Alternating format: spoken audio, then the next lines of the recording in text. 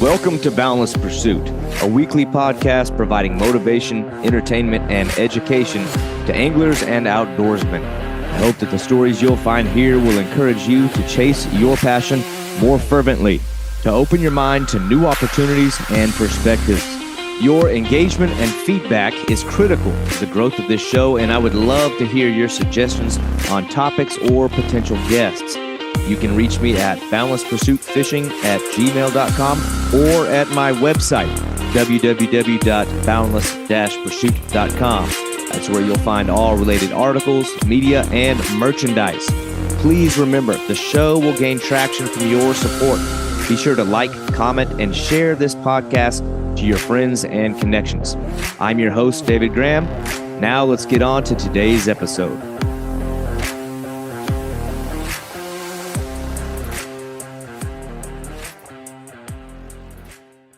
All right, so first time doing something like this. Obviously, if you've listened to any of these episodes, you know, normally I've got a guest on the show to expand on their interest and their experiences, but today I'm going to expand a little on my own.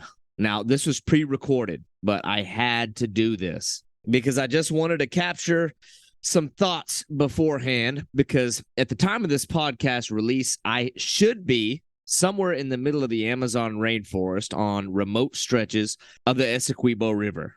And I'm probably doing a lot of this for myself, almost like some sort of audio journal entry. But at the same time, I think it's going to give maybe a quick glimpse into my mindset, my background as an angler. But I also think that I may speak for a lot of people who probably come from the same line of thought, or maybe in the same place, just mentally in their journey as an angler or outdoorsman. Right now, just on the cusp of such a trip. And, you know, there's just so many thoughts and emotions swirling for me right now, just at the thought of being on the cusp of such a trip. You just have to understand my background and development as an angler, an outdoorsman, and just as a man. This trip for me, more than any other on the face of the earth, has been so critical to my interest in the outdoors. And for me, it was images of the Amazon rainforest that first sparked an interest in the outdoors so many years ago. And in those images, that like seed was sown into my conscience and stayed as a brewing interest and a fascination for my entire life. Just the thought of the Amazon. I mean, it's an environment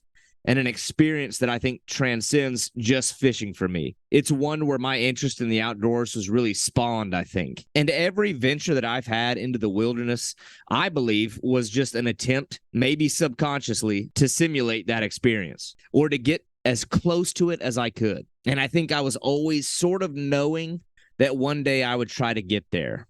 Or maybe I should say here, because again, as I speak or as you listen to this, I am presently living this dream. I'm there. And my whole agenda as an angler, or my real focus, is seeking opportunities to feel small. And as weird as it might sound, I think somewhere in my why for fishing, you know, people will ask me, why do you like fishing? I don't even know how to answer it. But I think somewhere in there, my agenda as an angler, or my real focus, is seeking opportunities to feel small, as crazy as that sounds. To feel like a kid, like I'm little or I'm insignificant. I want so deeply and desperately to stand before something awe-inspiring and unique. And for me, natural wonders really generate that more than anything else. So for one, I want to bury my feet in the soil of the Amazon forest, get that dirt between my toes, under my nails, as a way to finally answer that call. But also just as an angler, it's my first step outside of the confines of the continental U.S. It's my first time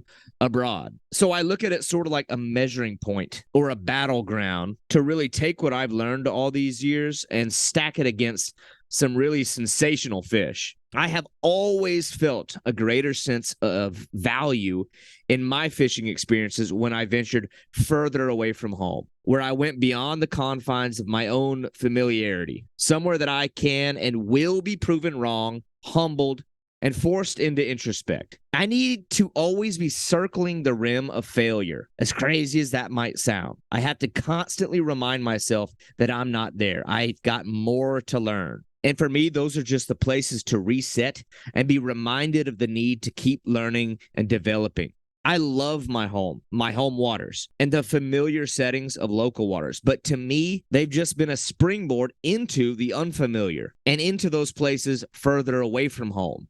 I appreciate what my home waters represent to me just as a foundational building block to greater endeavors and ventures further out. That, to me, is what home waters represent. And I feel very, very deeply that we're called to do this as men. It's part of the fabric of our DNA and our instinct to leave home and wander. And it's sad to me when I see those who have suppressed that voice and deprived themselves the opportunity to get away. And a lot of times it's like we put these limitations on us that are entirely self-imposed, either by way of our own physical incapability and piss poor health, or financial barriers that have been essentially placed by a culmination of bad life decisions or an inability to cut costs and wasteful lifestyles. And I say this because I myself have limited myself from making this kind of trip much earlier than now, but I'm here now. I'm here. And as far as the trip itself, just from an angling standpoint, I never wanted to let the cat out of the bag too soon and get talking about this way ahead of time. But this trip here, this location, has been worked towards for the majority of my life. And those closest to my inner circle, my very small circle, know how much this means to me. And only now that I'm actually standing in the middle of the rainforest right now again, am I willing to really expand on that. And just to give some context and history and the relevance of how meaningful all this is to me, I think it was around 1995 when I first heard of the Arapaima. I would have been around 8 or 9 years old at the time, already deeply fascinated with wildlife. I always drifted to the animal books and the depictions of wildlife in our classrooms. I would daydream of this stuff, sometimes at the expense of my own GPA. And I remember playing a game on the school computer called the Amazon Trail, which was obviously inspired by the more recognized Oregon Trail. You know, it was a similar adventure learning game, and we had it installed on one of those giant box computers during social studies. Some of you in my age bracket or older probably remember that. But in that game, you could like harpoon food to survive. And one of those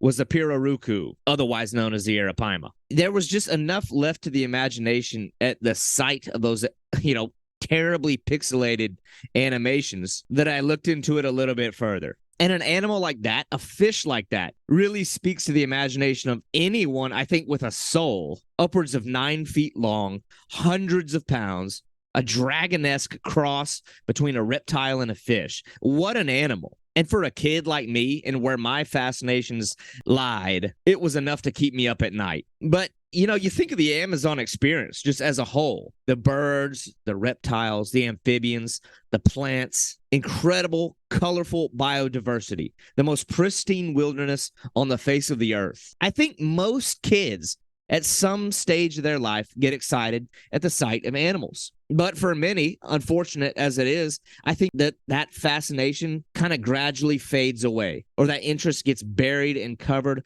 by the hustle and bustle of their adult life and all the artificial, man-made obstacles that we placed so much value on.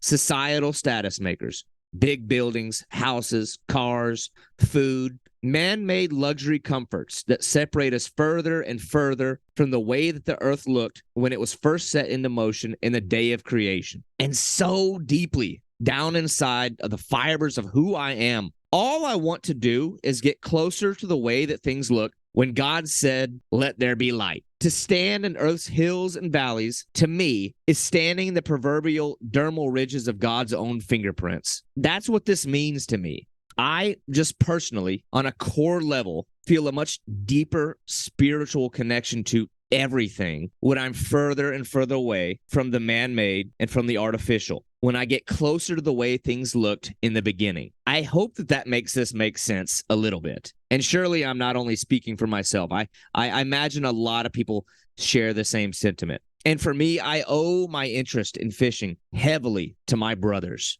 I'm the youngest of 3 boys. both of my brothers played a critical role in my interest in fishing. At the very least, just facilitating opportunities for me to go out there, to hop on the pegs of their bikes and ride to the local creek, or sit shotgun in their new cars when they learned how to drive and just wanted an excuse to get behind the wheel. And maybe my brothers weren't always the most nurturing, but they took me. They put me out there. And sometimes, even if I didn't want to, they didn't exactly let it be an option. Or if it was an option, it was between that or getting my ass kicked. And so what makes this trip a little more special is that I'm being joined on this trip by my brother, Matt. And so having him there is really meaningful to me. It's kind of like coming full circle with a lot of things in a way. Back where my interest in the outdoors was piqued and yet facilitated by an older brother that was willing to let his little brother tag along. And while Travis, my oldest brother, may not be along for this ride, I really think that our experiences chasing alligator gar all those years may have been some of the best training and preparation I could have asked for. Now, Travis was always the best fishing partner that I had in those early adventures. 100% willing and down to adventure, optimistic to a fault. And I'm sure that he and I will share the water again in future trips. That's for sure. But that's just where I'm at today as an angler. I use fishing today merely as an excuse to immerse myself in those natural things without being totally unfocused or completely without task. The task now is just taking a lifetime of angling experience and passion and putting it towards a host of unique fishing targets: the peacock bass, the payara, various species of catfish, some of which can grow twice my own size or more.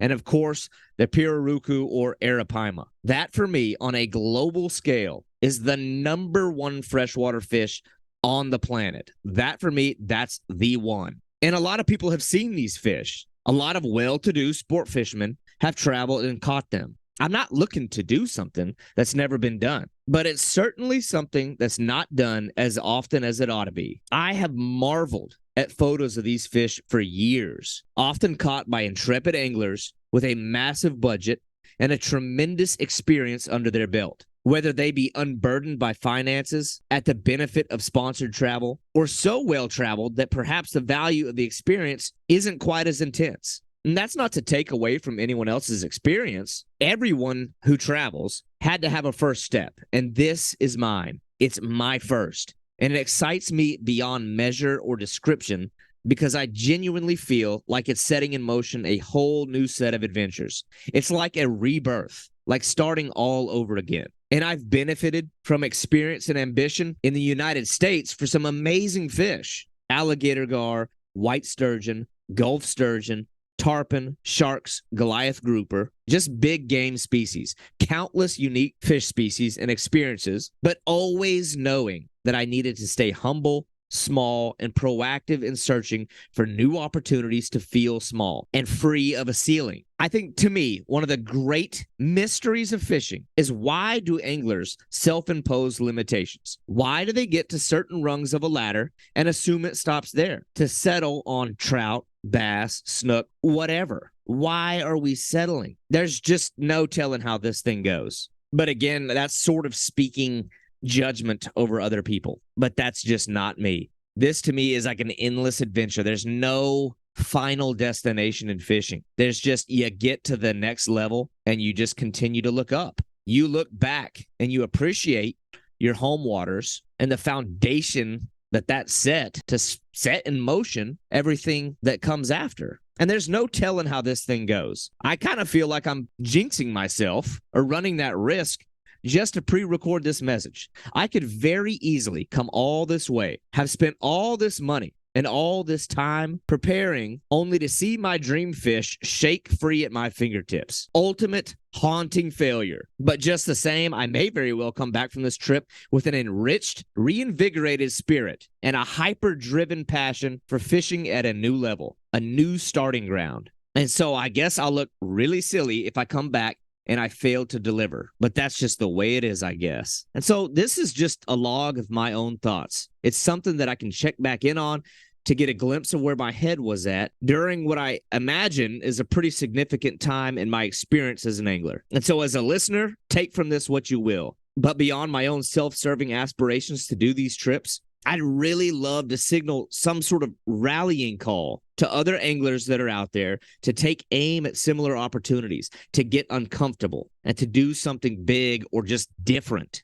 So anyway, I thank you for listening. Those that have been listening to the Boundless Pursuit podcast, I do intend to record something similar about the trip itself once I return, for sure, a recap.